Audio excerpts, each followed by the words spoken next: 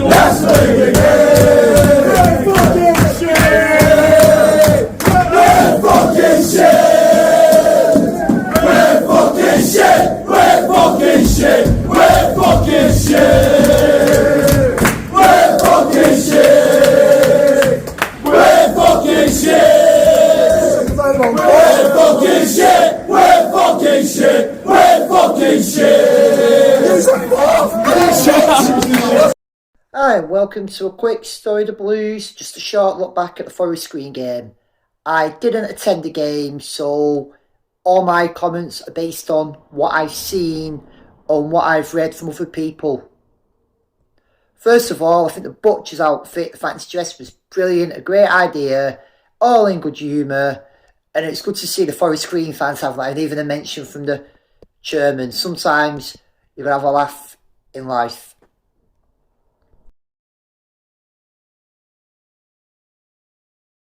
We knew going into the game that we'd secured a playoff spot. The question now is what advantage we get where we finished. Yeah, we lost 1-0. By all accounts, it was a game of two halves. They were better the first half, I've heard. Second half was just what we've come to expect recently. The usual not being good enough. Some have said we weren't good full stop.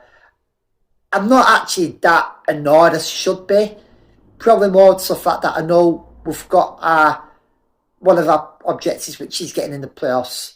We know Forest Green, we beat them this year. They were one of the better teams we've seen, but they've not been on a great run of form. Whether or not it's all down to where we're finishing the table, the problem you've got now is we know effectively Rochdale, Oldham and Halifax are going to be in the playoffs. It's between Gateshead and Southend. And there's this now where who should we play, who can we play? To me, it's a gamble that doesn't always work. Look at England in recent World Cup when they lost to Belgium in the 2018 World Cup. Sometimes you take that gamble. But at the moment, the form of each of these teams is inconsistent. No team at the moment, even Southend lost Soldier the other week, none of them is raring, none of them are setting teams alike. You could argue York, although we matched them in that second half. But it's a gamble on the dates. Whoever raises the game, whoever is big enough to take them steps to get that win. We know Mellon likes to set up not to lose, and that's the option of the playoffs where we'll have a penalty shootout, possibly extra time, which means going into the Ipswich game, we still have something to play for. Likely days it's going to be Halifax.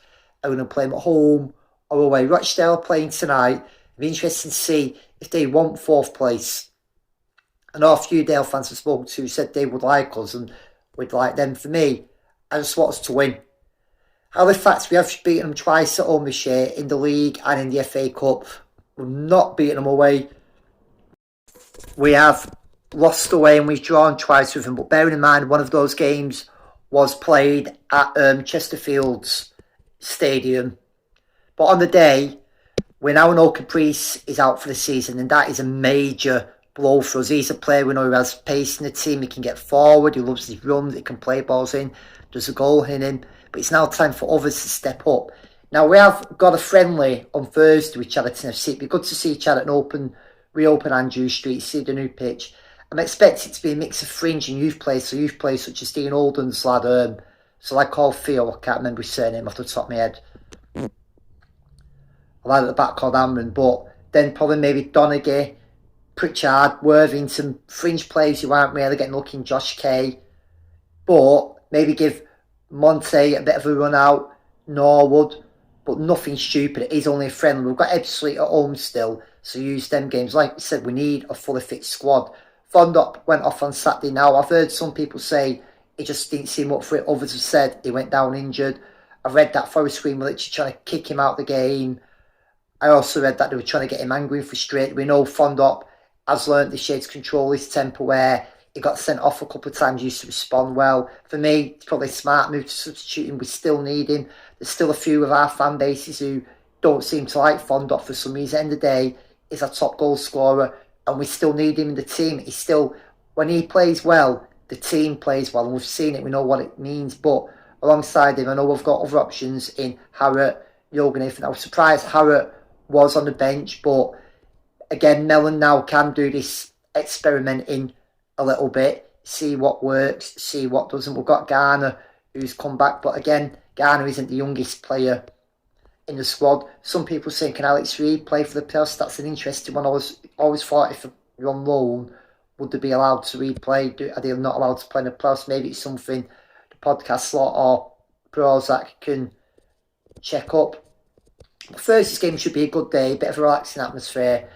Just see if any. I know it's only Chadder and the season's over. Good chance for them maybe to look at some of these younger players, because I don't see many of the younger players possibly being offered deals, just to have a look at, see if they can pick them up. But from our point of view, maybe just give a bit of a run out, restore a bit of confidence for a couple of players. Because let's be honest, these next games in the playoffs, it's game by game. Every one of them is a cup final, even if we get to Wembley, because it's a one-off match. There's no two-legged ties. One worrying thing about Milner is the way he always seems to tinker with the team. It's like he doesn't know his best starting 11, but it was good to see Ogle's back in the team. Now he's getting back to fitness. Pritchard again got a run out. He stuck with Hammond and Jürgen Nathan, which I think was decent. Hammond played well against York, and Jürgen Nathan has brought something to the team. We have Evans on the bench as well, so he has got experience and a mixture of youth. And again, it's whether or not how he approaches these games now going into the playoffs. Like someone said, how often do we win 3 games on the bounce, which is what we need, 3 games to get out the EFL. And as I already referred to, penalties, extra time is an option. Forest Green's ground is one we've never won at yet.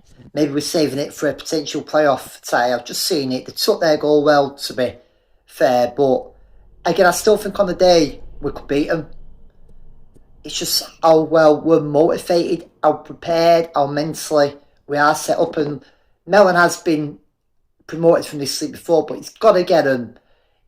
If he shows initiative, the players show initiative, like with the Outpool game, the fans will show initiative, the fans will be raring, the fans will be. And come that first playoff game, whether it's home or away, especially if it's away, that away end will be bouncing. So again, it's our first playoff game in nearly, maybe, is it 20 years? Almost 20 years. So, and there's an appetite there. I still think with Mr. Tripp with the Ebbsfleet game, not doing some sort of maybe offer getting people in, getting bums on seats, maybe offering like a priority scheme if we do play at home. I can understand they won't know until after Ebbsfleet where if we're going to be at home or not, but just a chance to maybe just work a little bit, cash in a little bit, get the momentum going. Also, there's been a fans forum which has been announced. Again, I myself would have waited until after the playoffs had finished, same with the awards thing. I can also understand the reasoning beforehand for it. I've not been to a fans forum for God knows how many years, but it's one of those, if you do want to put your point across, they're the best to do. So don't get me wrong, we've got some fans that will moan about anything and everything, but on another thing, we've also got some fans that won't allow you to say anything critical about the club. And although the club is in a good place at the moment, there's still room for improvement in areas. There's still nothing wrong with making suggestions, putting points across. No one is immune from criticism, but appraisal is due where needed. Anyway, that concludes this story of the Blues. Look good enough. See you on the terraces.